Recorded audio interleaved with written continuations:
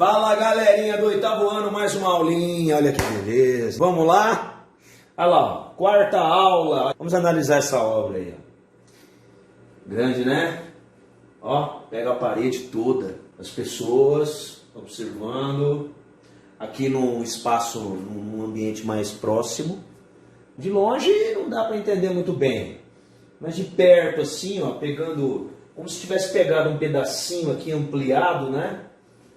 Parece isso aqui, hein? Né? Aviões, um aeroporto, um estacionamento de aviões. Nome dessa obra, Aeroporto. Dá sim pra gente imaginar, né? Vários aviões, é uma colagem fotográfica. Isso quer dizer que foi feita uma montagem no computador e foi feita uma colagem, um adesivo. Cássio Vasconcelos é o nome desse artista. Cássio Vasconcelos é um fotógrafo brasileiro bastante famoso e importante. Essa obra foi feita em 2012, ela tem 2 metros de altura por 5 metros de comprimento. E realmente, a gente analisa, ó, tem aviões maiores, aviões menores, mas parece que eles são conectados. Esses aeroportos são conectados de alguma maneira. Estacionamento de aviões e os aeroportos conectados de alguma maneira um com o outro. Rede mundial. Rede mundial. Então, em 2012, o fotógrafo Cássio Vasconcelos, nascido em 1965, criou a obra Aeroporto, montando centenas de fotografias tiradas de aeroportos do Brasil e do mundo. Os aeroportos estão conectados por linhas aéreas que formam uma rede ao redor do planeta. O artista propõe uma comparação entre a imagem obtida pela composição e neurônios. Nós sabemos que os nossos neurônios, se a gente imaginar, é uma conexão nervosa muito parecida com aqueles estacionamentos de aeroportos do mundo todo. Então o que ele fez? Ele pegou fotos reais de estacionamentos de aeroportos do mundo todo, fez uma junção no computador de uma maneira que ficasse parecendo os nossos neurônios do nosso cérebro. Olha como parece, ó, aqui é aquela parte ampliada da foto dele, com os aviões, né? E aqui o aeroporto. E aqui é uma conectividade, lógico, ali é uma ilustração, mas é uma ilustração dos nossos neurônios, da conectividade dos nossos neurônios. Olha como tem uma semelhança. É como se ele tivesse pegado essa imagem, como se fosse um aeroporto, e colocasse ali os aviões em volta. Para que justamente a gente possa fazer essa analogia da conectividade que existe entre esses aeroportos do mundo todo com a conectividade existente em nosso cérebro. Porque é uma conectividade extraordinária, né?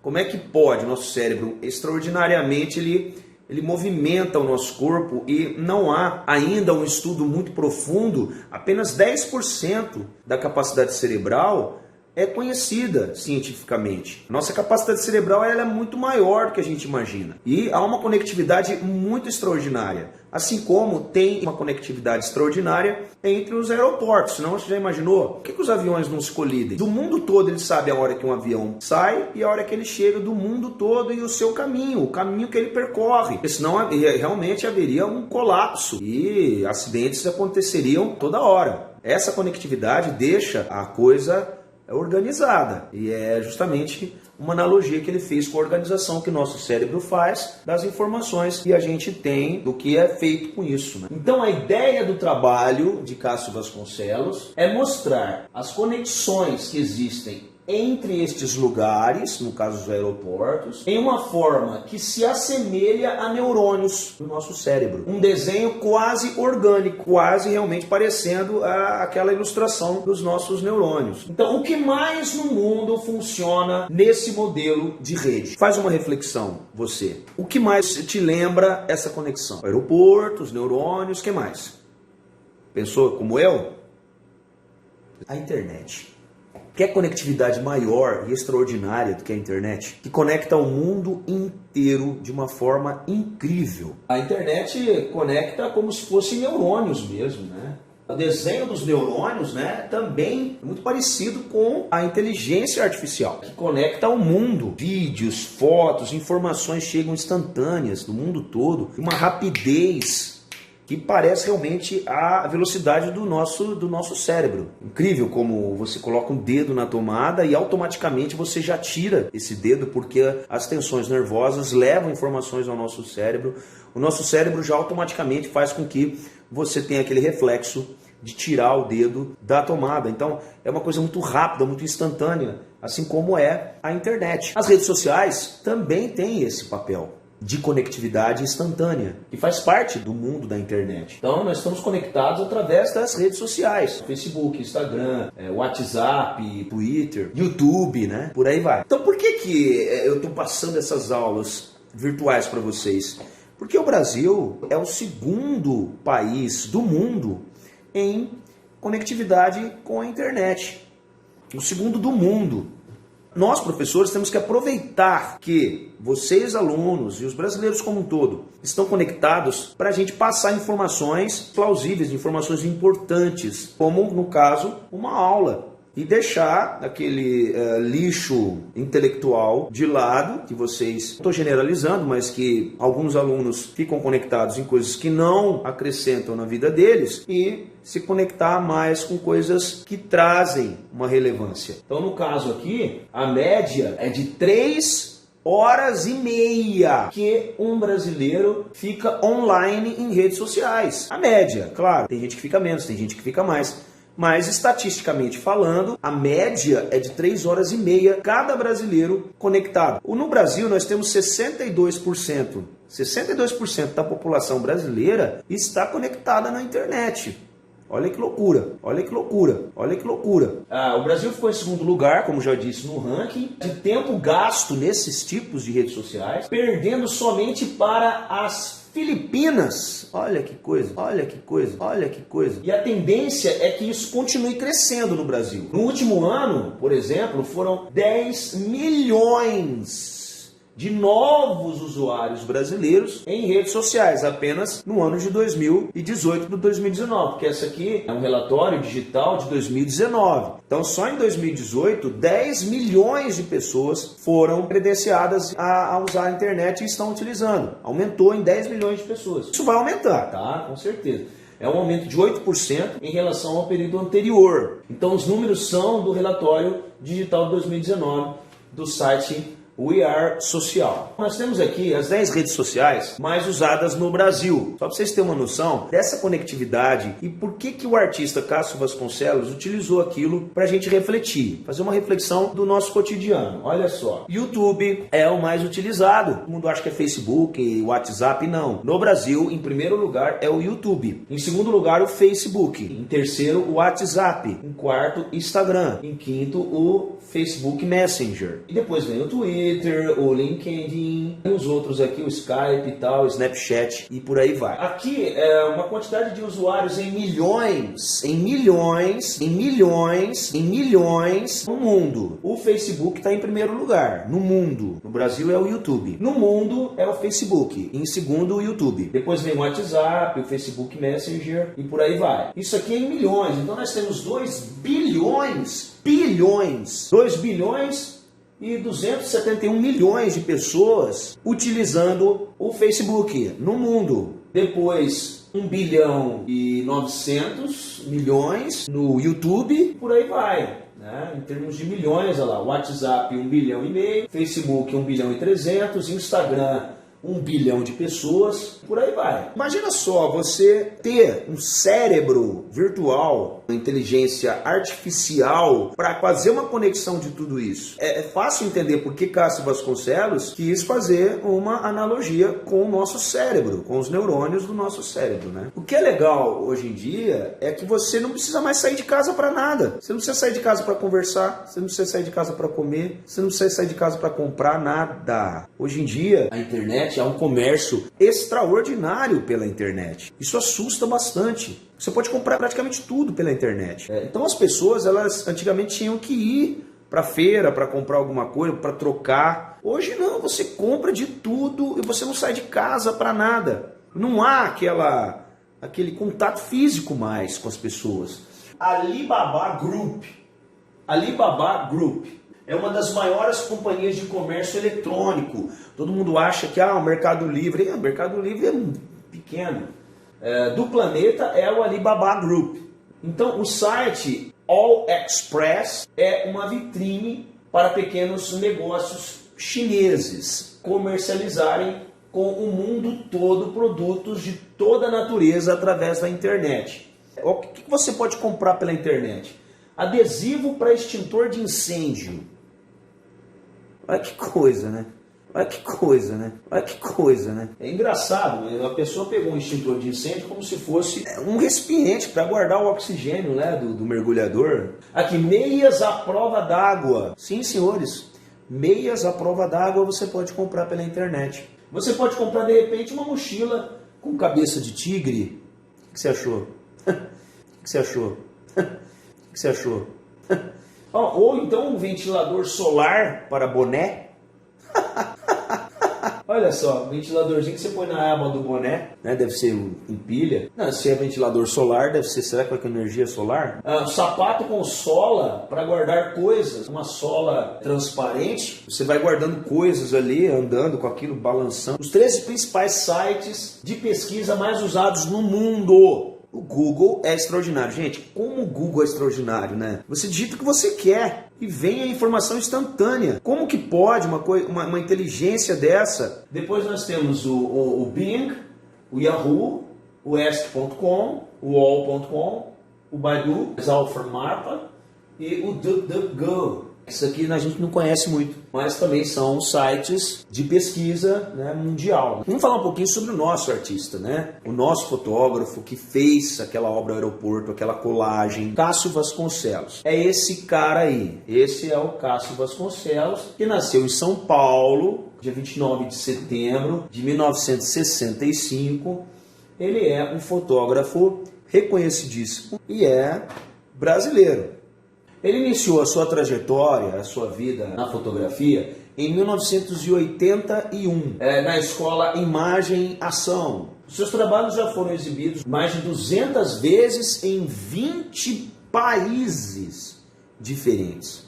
Quer dizer, a gente tem tantos artistas, tanta coisa que a gente não conhece. Olha só que artista extraordinário que leva a arte para 20 países diferentes e a gente conhece, né? Ele também foi jornalista, né? E trabalhou na Folha de São Paulo, que é um jornal brasileiro, em 1988. E ele também viveu na cidade de Nova York, nos Estados Unidos, entre 1984 e 1985, e também em Paris, em 1989. Lá ele atuou como freelancer. Ele trabalhava por conta, não tinha um emprego fixo. Então ele era contratado. Aí, em 2003, que veio a grande sacada dele. Em 2003, ele realmente conseguiu se encontrar na arte fotográfica e encontrar sua poética. Ele desenvolveu um ensaio fotográfico sobre a cidade de São Paulo, captando imagens superiores extraordinárias. Você viu aquelas imagens dos aviões? Pois é, aquela é uma poética dele, uma das poéticas que ele tem. Depois ele faz montagens, ou a própria imagem mesmo já gera uma poética e já a própria foto é por si só uma obra-prima. Agora vamos ver algumas obras, né? Por exemplo, olha essa obra aqui da Avenida Paulista. Para quem conhece São Paulo, já passou pela Avenida Paulista, sabe que não é uma cidade, São Paulo não é uma cidade de beleza fácil. Não, não é. Você precisa ter um olhar artístico para encontrar beleza em São Paulo, porque é uma verdadeira selva de pedra. É trabalho, o nome é trabalho, o sobrenome é trabalho e hora extra.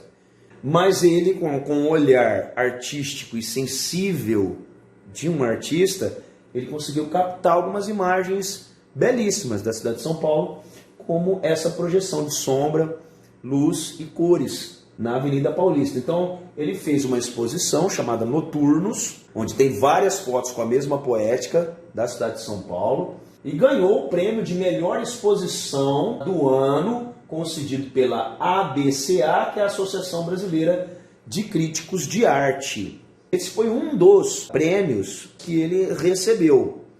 Aqui, o cemitério do Araçá, em São Paulo, ainda com aquela poética das fotos da exposição Noturnos. E aqui o Hotel Unique, que é um hotel também em São Paulo. Você percebe que tem uma poética, tem uma qualidade única em todas as fotos, uma identidade e uma beleza sentimental, que às vezes a gente passa pelo lugar e não consegue enxergar, consegue ter a sensibilidade de enxergar essa beleza. Aí ele lançou o livro Aéreos. O livro Aéreos, em 2010, foi o que realmente consagrou ele, que é aquela foto superior, aquela foto naquele ângulo como se estivesse sobrevoando o local. Então a gente vê aqui a capa do livro dele com essa poética desse olhar superior. Aqui nós vemos um congestionamento de carros que ele conseguiu captar essa imagem e virou uma obra de arte.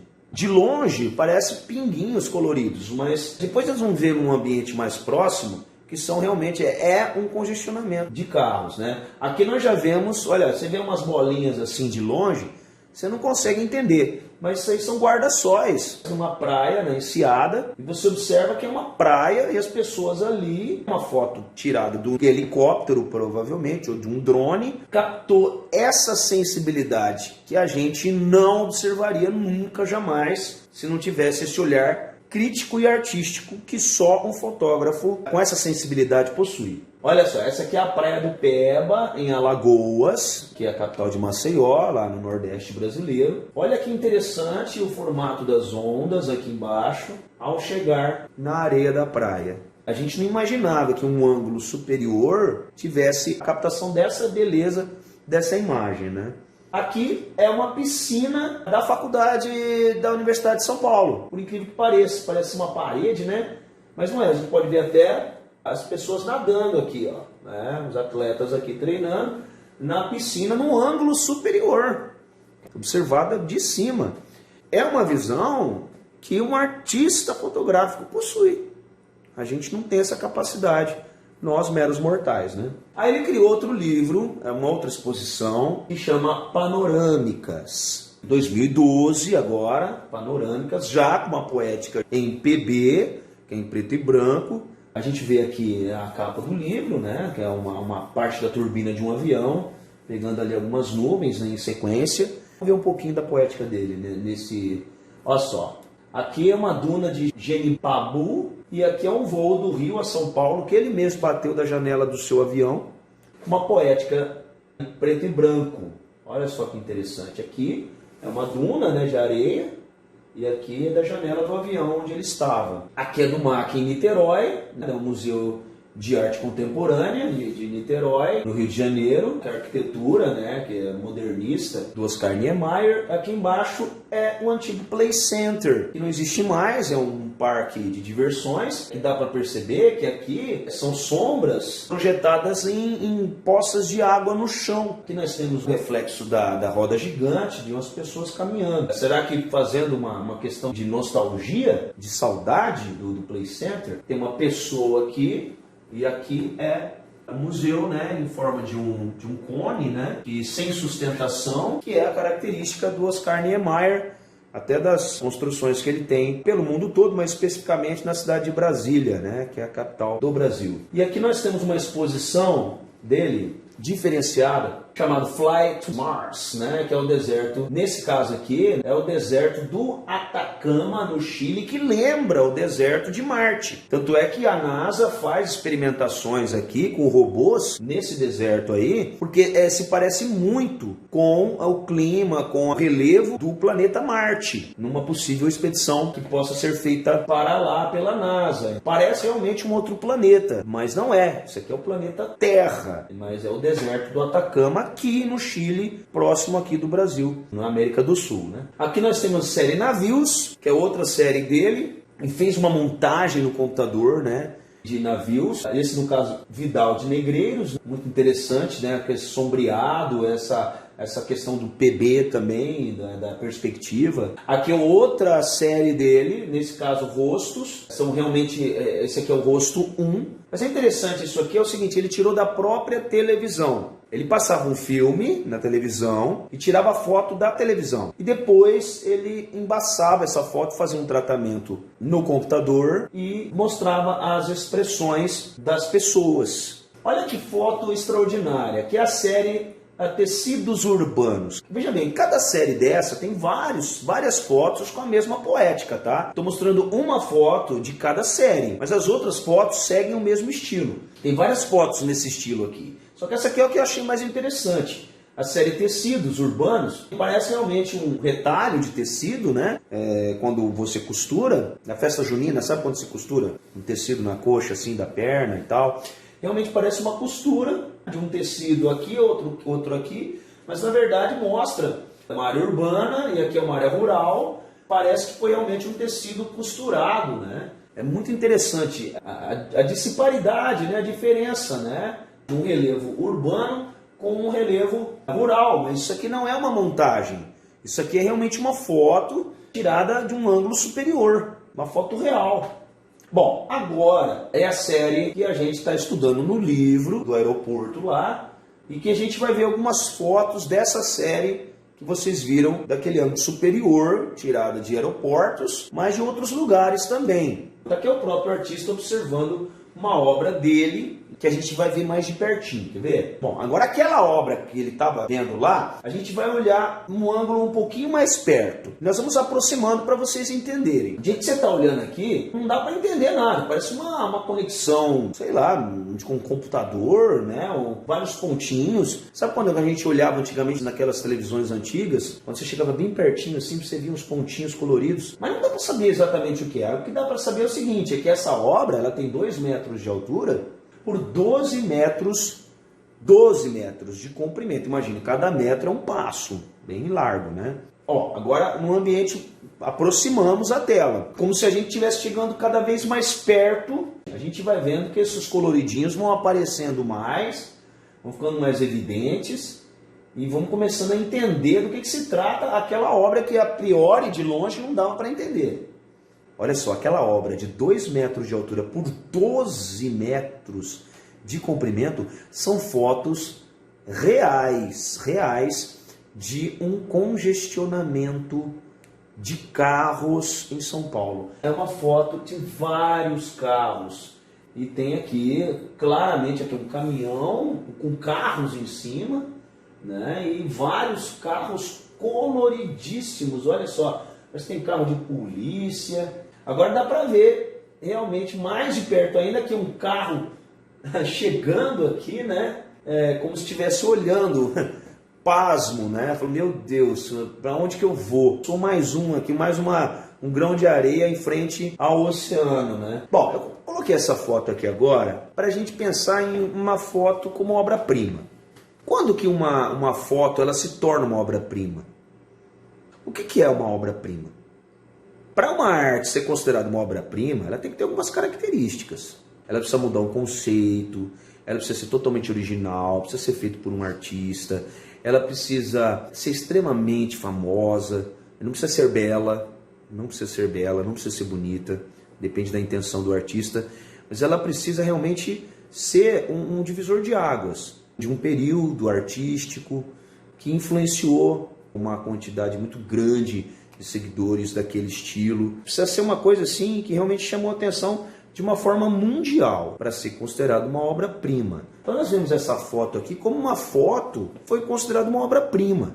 E que vocês conhecem, esses 4 cidadãos aí, são os Beatles, famosos Beatles, né? Foi uma banda de rock que fez sucesso mundial na década de 60. Aqui no caso, essa foto foi batida em 1969. Eles já eram muito famosos quando foi batida essa foto, atravessando, no caso, a Abbey Road. A Abbey Road foi a foto mais famosa do mundo. Essa foto é considerada a foto mais famosa do mundo.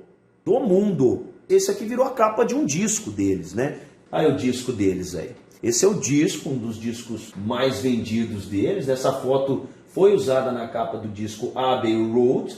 é o nome do disco, que foi o penúltimo disco da carreira dos Beatles. Então aqui está a foto do disco realmente, né? Inclusive aqui perto ficava o estúdio deles, o estúdio de gravação, que eles estavam gravando esse disco, ficava perto dessa rua. E o John Lennon, que é esse primeiro aqui de branco, foi o líder da banda, que faleceu assassinado, né, por um fã na porta de um hotel, porque segundo esse fã que assassinou o John Lennon, ele dizia que o John Lennon, ele não merecia estar vivo porque o John Lennon disse que eles eram mais famosos do que Jesus Cristo. Ele falou realmente isso, né? Esse fã, ele, se é que é fã, né, foi lá e matou o John Lennon por causa desta frase. Abbey Road foi o 12º álbum. Então quer dizer, se esse era o penúltimo, os Beatles fizeram 13 discos. Foi um álbum de estúdio da banda, né, britânica, da Inglaterra, que foi lançado em 26 de setembro de 1969 e leva o mesmo nome da rua de Londres, onde situa-se o estúdio Abbey Road. Então, Abbey Road é o nome também dessa rua que eles passaram ali, né? Os passos iguais, né? E quem bateu essa fotografia foi esse cidadão aí, ó, Ian Stewart Macmillan. Ele nasceu em 20 de outubro de 1938 e faleceu em 8 de maio de 2006. Esse cara aí foi o que bateu essa foto. Ele era conhecido da Yoko Ono, que era a mulher do John Lennon. A Yoko Ono que apresentou esse fotógrafo para o John Lennon. John Lennon contratou ele para bater essas fotos para a capa do disco. Ele bateu umas 6 fotos, porque tinha que bater muito rápido, porque como eles eram famosos, a rua foi fechada ali para evitar tumulto de pessoas ali, muita gente. Então tinha que ser uma sessão de fotografia muito rápida. E uma delas virou a capa do disco. É uma obra-prima por causa da fama da foto, né? Tem um deles aqui está descalço, esse aqui. É o Paul McCartney. É o Paul McCartney, tá? O Ringo Starr também, né? O Ringo tá vivo. Mas quem ficou descalço foi o Paul McCartney. Até diziam que aquele que estava descalço não era... Na época diziam que não era o Paul McCartney, que o Paul McCartney tinha morrido num acidente de carro e que provavelmente era um dublê ali, era uma outra pessoa que colocaram no lugar do Paul McCartney para ele atravessar a rua, porque os Beatles estavam numa fama extraordinária e eles não queriam que a banda acabasse. Então colocaram um sósia do Paul McCartney no lugar para bater a foto, que na verdade o Paul McCartney havia morrido. Porque naquela época não tinha internet, né, gente? Então as informações demoravam para chegar. Então não dava pra gente fazer uma pesquisa no Google rápida, né, para saber se o cara tinha morrido ou não. Então diziam que ele havia morrido e que aquele cara descalço ali não era o Paul McCartney. Então o que uma obra de arte precisa ter para ser considerada uma obra-prima? Então nós vimos ali que aquela fotografia se tornou uma obra-prima por conta da sua fama. Primeiro, uma obra ela precisa ser original. Cópia nunca será uma obra-prima. Não dá para uma cópia ser uma obra-prima. Ela precisa ser única. Tem que ser feita por um artista. Sim, não adianta um animal, sei lá, um macaco ou um elefante com a tromba pegar um pincel, jogar tinta na tela, que aquilo nunca vai ser uma obra-prima, porque não está sendo feita por um artista. O animal não sabe o que ele está fazendo, ele foi treinado para aquilo. Quem deveria ter os méritos da obra talvez seria do seu domador. Precisa ser reconhecidamente importante por criar algo novo dentro da arte. Sei lá, uma técnica nova, um jeito, um modo novo de fazer ou apresentar essa arte ao público. Muda um conceito de arte, né? Então quando você consegue, você como artista conseguir mudar um conceito e trazer um novo olhar para a arte, aquela obra que fez com que mudasse esse conceito, ela pode ser sim considerada uma obra-prima. Não precisa ser bela. Atenção, uma obra de arte, para ser obra-prima, ela não precisa ser bela, agradar aos olhos de todos. Ela pode ser sim repugnante e até horrível, dependendo da intenção desse artista. Tem muitas obras que são assim. Dá até nojo de ver, mas é obra-prima. Porém, se tornar mundialmente conhecida por sua importância na arte e por ser a primeira a ser feita, se torna uma obra-prima. E geralmente a obra-prima é a obra mais importante daquele artista. Ele fez milhares de obras. A obra mais importante daquele artista geralmente é a obra-prima dele. Então, espero que vocês tenham entendido. Se tiver alguma dúvida, anotem, como sempre, as dúvidas para a gente discutir em sala de aula. Pesquise na internet, se você quer se aprofundar a respeito de algum assunto. E leve informações para a sala de aula para a gente discutir juntos, tá bom? Um beijo e fica com Deus.